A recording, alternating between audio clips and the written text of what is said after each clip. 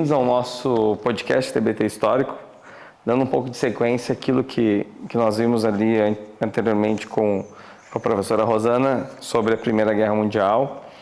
E novamente aqui o nosso convidado, o Miguel, para conversarmos um pouco sobre o pós-guerra, que todos acreditavam não ter mais guerra, e acabamos chegando à Segunda Guerra Mundial. A Europa, ela vive uma crise gigantesca nas suas instituições políticas, semelhante ao que temos hoje, muito semelhante, e por isso a ascensão da extrema-direita. E tanto na Alemanha quanto na Itália, com Mussolini e com Hitler, nós temos a ascensão desses estados totalitários, de um nacionalismo exacerbado, onde nós temos, por parte da Alemanha, uma população extremamente pobre, extremamente carente, e o Hitler vem com uma dinâmica de o povo está doente, sem emprego, sem dinheiro. Ele deu emprego pelas fábricas, ele deu alimentação nas fábricas e ele deu saúde também nas fábricas. Enxergaram ele como um herói nacional. Muito sim, muito sim. Muitos compraram a ideia. E é uma população também analfabeta, então tu não tem contato com conhecimento, tu praticamente segue aquilo que muitos dizem. E ele era muito bom na questão da oratória, dos discursos, e ele realmente tocava no coração dessa população, falando aquilo que eles queriam. Mas Que já era uma população carente pela Primeira Guerra, né? Por consequência disso. Foi muito duro o rescaldo da Primeira Guerra. Então, assim, as populações, elas passaram por crises. A Alemanha era um império, deixa de ser império, passa a ser uma república, e uma república em crise. Ela já nasce com crise e é tão forte que o primeiro-ministro acaba, então, chamando o Hitler, mesmo ele não tendo vencido nenhuma eleição, para ser, então, o primeiro-ministro e depois o Führer, como ele se autodeclamava, né? E para ele a ideia de que o Terceiro Reich, o nazismo, ele iria durar 10 mil anos. Durou 10. Ele errou um pouquinho no cálculo. Faltou um zero, né? E o Hitler, ele começa dando sinais daquilo que ele faria. Primeiro, na Guerra Civil Espanhola, ele utiliza como um laboratório. E a Segunda Guerra, ela é bem impactante porque o Hitler, ele tinha uma paixão, uma visão do Mussolini completamente diferente daquilo que ele realmente era, o Mussolini, na verdade. Tanto que o Hitler visita o Mussolini e o sonho da vida era chegar próximo ao Mussolini. Até que ele percebe então que o Mussolini simplesmente caga para ele, porque o Mussolini achava ele um fraco. Achava uma pessoa sonhadora e que jamais chegaria aos pés da Itália. No alto do seu ego gigantesco, achando que a Itália deveria, e se for escutar hoje os discursos do Mussolini, era retomar a grande Roma antiga de César, aqueles papos bem megalomaníaco assim. E Hitler percebeu então que ele não deu bola, e um dos objetivos do Hitler era voltar à Alemanha e mostrar ao Mussolini o seu poder. Tanto que ele então consegue. O Hitler, ele coordena e utiliza muita propaganda a seu favor. Ele coordena uma Alemanha nazista e com seus grandes generais, a SS, que é a sua polícia em particular, o alto padrão, junto com as teorias da eugenia, de raça pura, ele vem com um Blitzkrieg, que é a Operação Relâmpago. Ele invade várias regiões ao mesmo tempo, após ter tomado os guetos de Varsóvia. Em alguns lugares ele anexou a Áustria sem nenhuma resistência, e a Inglaterra, a França, os Estados Unidos quietos, porque eles não queriam um conflito de magnitude como ocorreu há 20 anos atrás.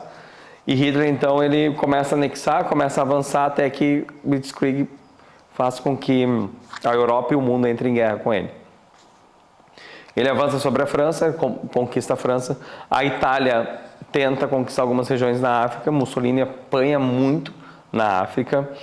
E o Hitler tem que não só colocar tropas para a sua ideia, mas também para auxiliar Mussolini, Porque ele ainda precisava daquele apoio da Itália. da Itália. Tanto porque ele não tinha como chegar em todos Sim. os lugares. E os mercenários húngaros, então várias regiões da Europa que tinham a mesma ideia de Hitler Se juntam. foram apoiar ele. E aí eles fazem uma grande aliança com o Japão, que aí o Japão quer dominar o Pacífico, só que no Pacífico tem uma grande força, que são os Estados Unidos. Sim. Os Estados Unidos entram na guerra e aí vira todo o jogo que conhecemos até hoje, tem a bomba atômica e tudo mais. Mas o nazismo ele tem esse lado cruel do Holocausto. Então são 6 milhões de judeus, como foram mais de 10 milhões de soviéticos mortos. É um período onde nós já temos ali a União Soviética como uma grande potência que está emergindo no leste europeu e que hoje temos uma guerra lá entre Ucrânia e Rússia que tem esses reflexos ainda um pouco desse período da União Soviética, e Hitler na sua tentativa de expansão acaba enfrentando aquilo que Napoleão enfrentou e também perdeu, Quero lutar contra todo mundo. principalmente a Rússia. Eles perdem para o inverno russo. E Hitler ele criava no seu fim exércitos que não existiam. Vou cortar essa parte. E Hitler, o que ele faz? Ele tenta invadir a Rússia, perde para os soviéticos, que faz uma tática, uma guerrilha de terra arrasada. Eu vou recuando e vou queimando os campos. Tu vai ter que ficar no frio. Vai ter que esperar o inverno soviético. E aí, quando chega o inverno soviético, os alemães já não estão mais com todo o pique para poder invadir. Stalingrado é uma grande batalha soviética. Por mais que Hitler tenha conquistado algumas regiões, o que os soviéticos fizeram? Recuaram, esperaram o inverno. Enquanto acontecia o inverno, eles produziam armas em massa para dar o efeito rebote assim, sobre o Hitler. Tanto que, enquanto está rolando o dia D nas praias da França, os soviéticos estão entrando já em Berlim. Então eles chegam primeiro que os Estados Unidos. Quem derrota o Hitler em Berlim são os soviéticos. Tem uma imagem lindíssima da bandeira hasteada sobre Berlim. Só que os Estados Unidos têm essa organização sobre a França, chega então até Berlim também, mas são eles que conquistam o Japão, são eles que lutam principalmente no Japão. Os Estados Unidos. E daí vem as bombas atômicas. E toda a questão da bomba atômica. Né? E as conferências de alta hipótese dando para mostrar a nova geopolítica mundial, onde a União Soviética, com seu poder de infantaria, de homens, os Estados Unidos com a bomba atômica, e a Inglaterra... Tecnologia avançadíssima. E a Inglaterra simplesmente com a sua história. E eles decidem então os rumos do mundo, principalmente em relação a Berlim, a Alemanha. A Alemanha é dividida em lado comunista e em lado capitalista.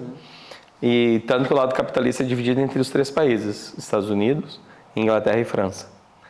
E o restante, todo ele sobre a mão de ferro de Stalin e da União Soviética. E aí nós temos então a Guerra Fria. E a Guerra Fria é o nosso próximo capítulo e nos vemos lá. Até mais.